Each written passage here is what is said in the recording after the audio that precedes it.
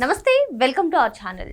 ప్రస్తుత deputy speaker triple గారిని custodial torture పెట్టినటువంటి కేసులో ఎట్టకేలకు సునీల్ నాయక్ విచారణకు హాజరయ్యారు. మరి ఈ విచారణలో ఆయన ఏం చెప్పే అవకాశాలు ఉన్నాయి, ఈ విచారణ అనంతరం ఎవరిని అదుపులోకి తీసుకునే అవకాశాలు ఉన్నాయి, ఇటువంటి అంశాలన్నీ కూడా చర్చించడానికి మనతో పాటుగా ఉన్నారు సీనియర్ జర్నలిస్ట్ సత్యమూర్తి గారు. నమస్తే సార్. నమస్కారం అండి. త్రిపుల్ గారిని కస్టోడియల్ టార్చర్ పెట్టినటువంటి కేసులో కీలక పరిణామం చోటు చేసుకుందని చెప్పుకోవచ్చు సార్. హైకోర్టు ఆదేశాల మేరకు ఈరోజు సునీల్ నాయక్ గారు విచారణకు హాజరయ్యారు. మరి ఈ నెల 9వ తారీఖు వరకు కూడా ఈ విచారణ కొనసాగుతున్నట్టుంది సార్. మరి ఈ విచారణ అనంతరం ఎవరిని అదుపులోకి తీసుకునే అవకాశం ఉందంటారు, ఎవరి మెడకు ఉచ్చు బిగుస్తుందంటారు? ఈ కేసులో అంటే ఈ సునీల్ నాయక్ కనుక ముందరే వచ్చి ఉన్నట్టయితే ఈ పాటికి ఒక డెసిషన్కి వచ్చి ఉండేవాడు పోలీసులు. కానీ ఈ సునీల్ నాయక్ అడ్డం తిరిగాడు. ఒక పోలీస్ ఆఫీసర్ అయి ఉండి, దట్టు ఐపీఎస్ ఆఫీసర్ అయి ఉండి, చట్టం న్యాయం గురించి తెలిసిన వ్యక్తి అయి ఉండి విచారణకి హాజరు కాకపోవటం అనేది ఇది చాలా సీరియస్ ఇష్యూ. ఈ సీరియస్ ఇష్యూలో ఇప్పటికైనా అంటే కోర్టు ఆదేశాలతోటి ఇప్పటికైనా అతను వచ్చి విచారణకి అటెండ్ అయ్యాడు. ఈ పని ఎప్పుడో చేసి ఉండాల్సింది. కానీ జనరల్గా అట్లా చెయ్యకుండా ఏదో ఒక అదృశ్య శక్తి అడ్డుకుంటూ ఉన్నది. రఘురామకృష్ణరాజు అప్పుడు వైఎస్ఆర్ కాంగ్రెస్ పార్టీలో ఉండేవాడు. వైఎస్ఆర్ కాంగ్రెస్ పార్టీలో నరసాపురం ఎంపీగా ఉండేవాడు. నరసాపురం ఎంపీగా ఉన్న సమయంలోనే జగన్మోహన్ రెడ్డి చేస్తున్న పనులు నచ్చక ఆయన పార్టీలోనే ఉంటూ పోరాటం చేశాడు. ప్రజల పక్షాన ఆయన చేసిన చారిత్రాత్మక పోరాటం వల్లే రాష్ట్రానికి ఈ జగన్మోహన్ రెడ్డి పీడ విరగడైంది. అందులో ఎటువంటి సందేహం లేదు. అటువంటి రఘురామకృష్ణరాజుని అంటే రఘురామకృష్ణరాజు చెప్తున్న విషయాలు, బయటికి తీసుకొస్తున్న విషయాలు తనకి ముప్పుగా మారతాయి అని ముందరే గ్రహించిన జగన్మోహన్ రెడ్డి ఏం చేశాడు అంటే రఘురామకృష్ణరాజుని ఆ పని చేయకుండా అడ్డుకోవాలి అని ఒక మాస్టర్ ప్లాన్ వేశాడు.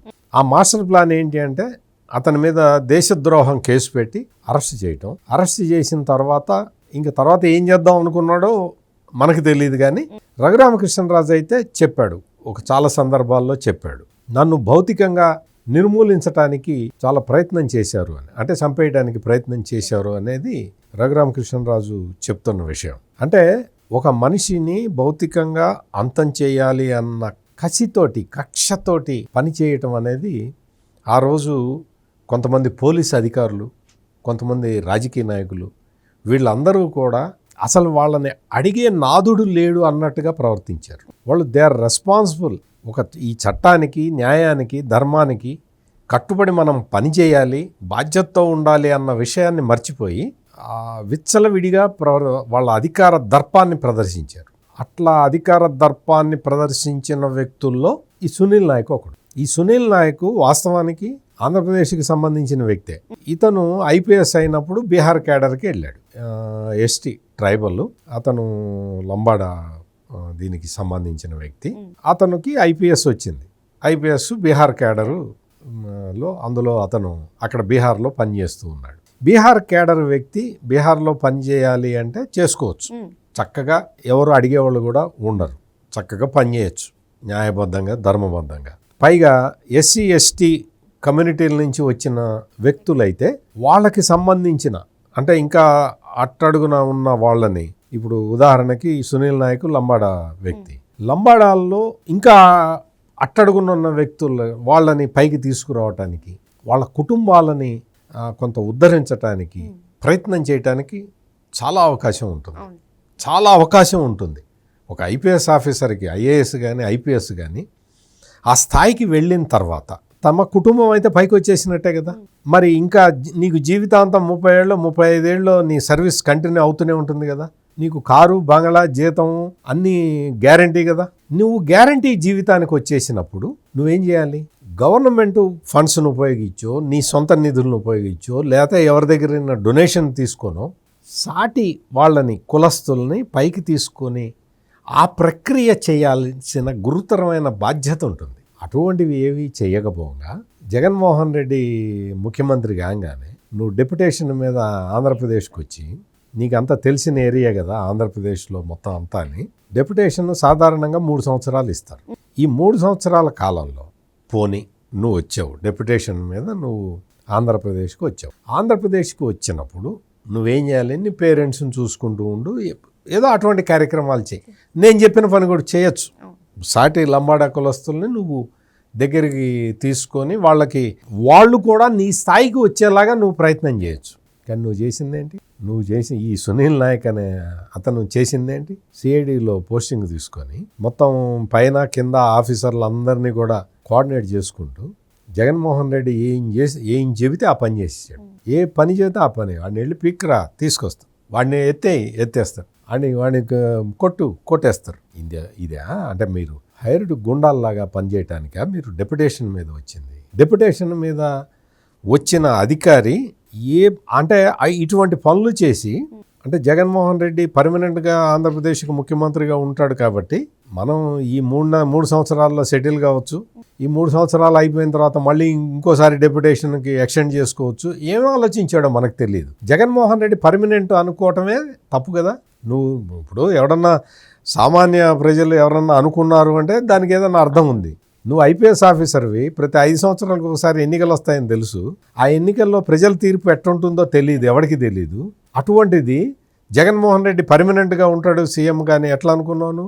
అట్లా అనుకొని ఆయన చెప్పిన పనులన్నీ చేసావు. చట్ట ప్రకారం చేయాలి కదా, నువ్వు చేసావా? ఇక్కడ ఈ రఘురామకృష్ణరాజు కేసుకు సంబంధించి కూడా రఘురామకృష్ణరాజుని ఇప్పుడు ఇదే సునీల్ నాయక్ని అరెస్ట్ చేయడానికి పాట్నా వెళ్తే అక్కడ ఏం చెప్పాడు? ఆంధ్రప్రదేశ్ పోలీసులు వచ్చి మా వాడిని ఎట్లా అరెస్ట్ చేస్తారు, మా క్యాడర్ ఐపీఎస్ ఆఫీసరు, ఇతన్ని ఎట్లా అరెస్ట్ చేస్తారు, అతన్ని ఎట్లా అరెస్ట్ చేస్తారు అని చెప్పి, ఇతను ఫైర్ సర్వీస్ డిపార్ట్మెంట్లో పనిచేస్తూ ఉంటాడు, ఐజీ ఫైర్ సర్వీసెస్. అందుకని మొత్తం తన కింద స్టాఫ్ అందరినీ పిలిచి, ఆ లోకల్ పోలీసులందరినీ పిలిచి, ఈ ఆంధ్ర పోలీసులు అక్కడికి అరెస్ట్ చేయడానికి వెళ్ళిన ఆంధ్ర పోలీసులని దగ్గరికి రానివ్వకుండా వాళ్ళని అసలు బయటికి పోతే చంపేస్తారేమో అన్నంత బీతాహ పరిస్థితిని అక్కడ కల్పించి చేయొచ్చా నువ్వు ఐపీఎస్ ఆఫీసర్గా? అది చేసావు కదా. ఇక్కడ మరి రఘురామకృష్ణరాజు అప్పుడు ఎక్కడున్నాడు? తెలంగాణలో ఉన్నాడు. నువ్వు ఆంధ్రప్రదేశ్కి వచ్చావు, డెప్యుటేషన్ మీద వచ్చావు. నువ్వు తెలంగాణ వెళ్ళి రఘురామకృష్ణరాజుని ఎట్లా అంటే నీకు ఒక రూలు, రఘురామకృష్ణరాజుకు ఒక రూలా? ఎట్లా ఎత్తుకొస్తావు? ఎవడన్నా కిందవాడు ఎత్తుకొద్దాం సార్ అంటే నువ్వేమనాలి? కాదయ్యా, అక్కడ తెలంగాణ సపరేట్ రాష్ట్రం, అది మనం కోర్టు ద్వారా వెళ్ళాలి, స్థానిక పోలీసులకి ముందు సమాచారం ఇవ్వాలి అని మరి రూల్స్ చెప్పావా? ఇక్కడ చెప్పాడు. తనని అరెస్ట్ చేయడానికి పాట్నా వెళ్తే ఆంధ్రప్రదేశ్ పోలీసులు అక్కడ రూల్స్ చెప్పాడు. నువ్వు లోకల్ పోలీసుల పర్మిషన్ తీసుకున్నావా, నువ్వు తీసుకోకుండా ఎట్టొస్తావు అని రూల్స్ మాట్లాడాడు. మరి అవే రూల్స్ రఘురామకృష్ణరాజు కూడా అప్లికబుల్ అవుతాయి కదా. ఇక్కడ ఏంటి అంటే ఈ సునీల్ నాయక్ అనే వ్యక్తి రకరకాలుగా ప్రయత్నాలు చేశాడు. నేను మీకు గుర్తుండే ఉంటుంది, మీరే అడిగినట్టున్నారు, పాట్నాలో ఒక ఆర్డర్ ఇచ్చాడు అక్కడ డీజీపీ, మా క్యాడర్ ఆఫీసర్లని అరెస్ట్ చేయాలంటే దానికి ముందు మా ప్రభుత్వ పర్మిషన్ తీసుకోవాలని చెప్పి ఒక ఆర్డర్ ఇచ్చాడు, నోటిఫికేషన్ ఇచ్చాడు, అది ఇచ్చాడు, ఇది ఇచ్చాడు అని చెప్పి వాళ్ళ పేపర్లో రాసుకున్నప్పుడు మీరు అడిగితేనే నేను చెప్పాను, ఆంధ్రప్రదేశ్ పోలీసులకి ఎట చేయాలో ఏం చేయాలో చట్టబద్ధంగా అట చేస్తారు. వాడు నోటిఫికేషన్ ఇచ్చుకున్నంత మాత్రాన వాళ్ళ నోటిఫికేషన్ చెల్లే అవకాశం లేదు, ఇది కేసు వేరు అని చెప్పి నేను చాలా స్పష్టంగా చెప్పాను. ఈ రోజున ఏమైంది? మొత్తం గుంటూరు నగరంపాలెం పోలీస్ స్టేషన్లో కేసు మళ్ళీ మూవ్ చేశారు. కోర్టు అక్కడ మొబైల్ కోర్టుకి వెళ్ళింది, అరెస్ట్ వారెంట్ ఇష్యూ చేశారు. ఆ తర్వాత ఏం చెప్పారు? ఈ సునీల్ నాయక్ ఆంధ్రప్రదేశ్ హైకోర్టుకు వచ్చాడు. ఆంధ్రప్రదేశ్ హైకోర్టుకు యాంటిసిపేటరీ బెయిల్ కోసం రిలీఫ్ కావాలి నాకు అని చెప్పి వచ్చాడు. వచ్చినప్పుడు ఆల్రెడీ అరెస్ట్ వారెంట్ ఇష్యూ అయింది కదా. ఆల్రెడీ అరెస్ట్ వారెంట్ ఇష్యూ అయినప్పుడు ఆంధ్రప్రదేశ్ హైకోర్టు ఆ కేసుని టేకప్ చేసేదానికి కుదరదు. అందుకని ఆంధ్రప్రదేశ్ పోలీసులు మర్యాదస్తులు, చాలా మర్యాదగా ప్రవర్తిస్తారు. జగన్మోహన్ రెడ్డి టైంలో లాగా కక్షపూరితంగా వ్యవహరించరు, వాళ్ళు కక్ష కట్టరు. అంటే చట్టం, న్యాయం, ధర్మం ఎట్లా ఉంటాయో అట్లా పోవాలి అని ఆలోచించే పోలీసులు. అందులోనూ ఈ సిట్ ఆఫీసరు చాలా స్ట్రిక్ట్ ఆఫీసరు దామోదర్, ఆయన ప్రస్తుతం విజయనగరం ఎస్పీగా పనిచేస్తూ ఉన్నారు. అందుకని ఆయన ఏం చేశాడు? ఏపీ హైకోర్టుకి సంబంధించి ప్రొసీడింగ్స్ నడుస్తున్నాయి కాబట్టి ఈ సునీల్ నాయక్ అరెస్ట్ వారెంట్ని విత్డ్రా చేశారు. సునీల్ నాయక్ అరెస్ట్ వారెంట్ ఎందుకంటే హైకోర్టు టేకప్ చేసింది కదా. టేకప్ చేసినప్పుడు అందులో మరి వాళ్ళు ఏం డెసిషన్ తీసుకుంటారో చూద్దాం అన్న ఉద్దేశంతో ఈ అరెస్ట్ వారెంట్ని విత్డ్రా చేశారు. విత్డ్రా చెయ్యంగానే వాళ్ళ మీడియాలో వాళ్ళ సోషల్ మీడియాలో వాళ్ళ నాయకులు వాళ్ళందరూ కూడా అసలు విశృంఖలంగా ప్రచారం మొదలుపెట్టేశారు. సునీల్ నాయక్ మీద అరెస్ట్ వారెంట్ విత్డ్రా చేసుకున్నారు, చంద్రబాబు నాయుడు ప్రభుత్వం తప్పు చేసింది అని చెప్పి సునీల్ నాయక్ మీద అరెస్ట్ వారెంట్ విత్డ్రా చేసుకోవటం అంటే అసలు కేసే లేదు అన్నట్టుగా చెప్పారు, వాళ్ళు చిత్రీకరించారు. పాట్నాలో డీజీపీ నోటిఫికేషన్ ఇచ్చినప్పుడు అట్లాగే రాశారు. ఇంకా సునీల్ నాయక్ సేఫ్, చంద్రబాబు నాయుడుకి ఎదురు దెబ్బ అని రాశారు. ఎక్కడ సునీల్ నాయక్ ఎవరు, చంద్రబాబు నాయుడు ఎవరు? సునీల్ నాయక్ నోటిఫికేషన్ వస్తే చంద్రబాబుకి ఎదురు దెబ్బ ఎట్లవుతుంది, కూటమి ప్రభుత్వానికి ఎదురు దెబ్బ ఎట్లవుతుంది? పోలీసులు ఆ మాత్రం తెలీదా వీళ్ళకి?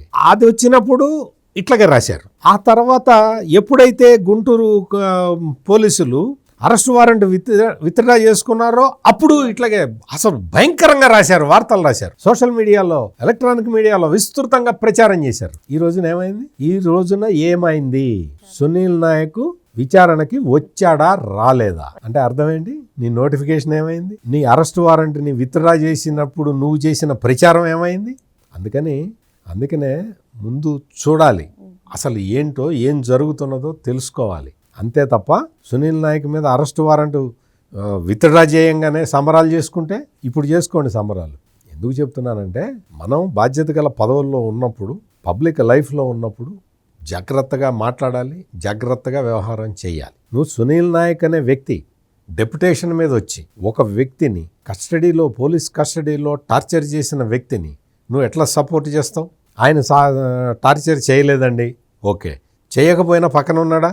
రఘురామకృష్ణరాజును కొడుతుంటే పక్క రూమ్లో అతనే ఉన్నాడు. అదేందా ఎంపీ, ఆయన సిట్టింగ్ ఎంపీ, అట్లా కొట్టకూడదు అని వచ్చి అడ్డుకోవాలి కదా? అడ్డుకున్నావా? అసలైనా నీకు పోలీసులు నీకు నోటీస్ ఇస్తే నువ్వు ఎప్పుడో రావాల్సిందే కదా. నువ్వు విచారణకు వచ్చి ఆ రోజు జరిగింది ఇది అని చెప్పాల్సింది. ఆ రోజు జరిగింది ఎవరో బయట వ్యక్తులు వచ్చి గుండెల మీద కూర్చొని కొట్టారు నన్ను అనేది రఘురామకృష్ణరాజు వాదన. నువ్వేం చెప్పాలి? బయట నుంచి ఎవరు రాలేదండి, బయట వ్యక్తులు ఎవరు రాలేదు, పివి సునీల్ కుమార్ లేడు అక్కడ, నేను లేను, ఏం చెప్తావో? అన్ని అబద్ధాలే కదా చెప్పేది మొత్తం. నువ్వు వచ్చి పోలీసుల విచారణకి అటెండ్ అయ్యి నువ్వు చెప్పినట్టయితే కనీసం నువ్వన్నా సేఫ్గా ఉండేవాడివి కదా. నిన్ను విట్నెస్గా పిలిచి ఉండేవాళ్ళు, అంతే కదా. మ్యాక్సిమం నిన్ను విట్నెస్గా పిలిచి ఉండేవాళ్ళు. ఈ రోజున ఏమైంది? నీ మీద అరెస్ట్ వారెంట్ ఇష్యూ అయింది. నిన్ను అరెస్ట్ చేయడానికి ఆంధ్రప్రదేశ్ పోలీసులు పాట్నా దాకా వచ్చారు. నీ మీద రెడ్ కార్నర్ నోటీస్ ఇష్యూ అయింది. నీ పరువు ఏమైంది సునీల్ నాయక్? ఈ రోజున ఏమైంది? ఆంధ్రప్రదేశ్ హైకోర్టు చెప్పింది, నువ్వు విచారణకి రావాల్సి వచ్చింది కదా. ఈ రోజున నువ్వు అంటే విట్నెస్ నుంచి ఈ రోజున నువ్వు నిందితుడుగా మారావు. నీ చేతులారా నువ్వు చేసుకున్నావు. నీకు ఎవడైతే అడ్వైజ్ ఇచ్చాడో, అడ్వైజ్ ఎవరన్నా ఇచ్చారా లేకపోతే అతనే తన సొంత తెలివితేటలు ప్రదర్శించాడా మనకు తెలియదు, కానీ ఎవరన్నా అడ్వైజ్ ఇచ్చి నీ వెనక నేనున్నాను, నీకెందుకు, నువ్వు రావద్దు అని ఎవడన్నా చెప్పి ఉంటే, నేను చెప్పట్లా, ఎవడన్నా అట్ట చెప్పి ఉంటే వాడిని ఇప్పటి నుంచైనా నమ్మమాక. ఎవడైతే నీకు సలహా ఇచ్చాడో, అంటే నీకు సలహా ఇచ్చి ఉంటాడు, నేను అనుకోవటం, ఇవ్వలేదేమో తెలియదు, నీ సొంత తెలివితేటలు అయితే కావచ్చు. నీకు ఎవడైనా అటువంటి సలహా ఇచ్చుంటే వాడి నిజ స్వరూపం ఇప్పటికైనా తెలుసుకో సునీల్ నాయక్. నువ్వు ఈ కేసులో అప్రూవర్గా మారి నువ్వు ఆ రోజు రాత్రి ఏం జరిగింది, రఘురామకృష్ణరాజుని ఎవరెవరు కొట్టారు, ఎంత నీచంగా అతన్ని దుర్భాషలాడారు, అతన్ని జైల్లో గుంటూరు సబ్ జైల్లో చంపటానికి ఎలా ప్రయత్నించారు, ఈ మొత్తం విషయాలని నువ్వు నీకు తెలిసినంత వరకు పోలీసులకి చెప్పు. విచారణలో ఇంకో 2 రోజులు 3 రోజులు ఉంది, అప్పుడే నిన్నేం వదలరు. మొత్తం అన్ని విషయాలు చెబితే నువ్వు ఇప్పటివరకు చేసిన తప్పులకి ఈ సునీల్ నాయక్ రఘురామకృష్ణరాజు కేసే కాదు, చాలా కేసుల్లో ఇట్లాగే ప్రవర్తించాడు. ఈ ఒక్క కేసు చివరిదాకా వచ్చింది, చాలా కేసులు రాలేదు, ఇంకా కేసులు వస్తాయి. నాకు తెలిసినంతవరకు అయితే ఇంకా కేసులు కూడా వస్తాయి. సునీల్ నాయక్ ఎవరి సలహాలు అయితే వింటున్నారో వాళ్ళ నిజస్వరూపం ఇప్పటికైనా తెలుసుకోవాలి. This is my request. Okay, మరో అంశంతో మళ్ళీ కలుద్దాం. Thank you sir. నమస్కారం.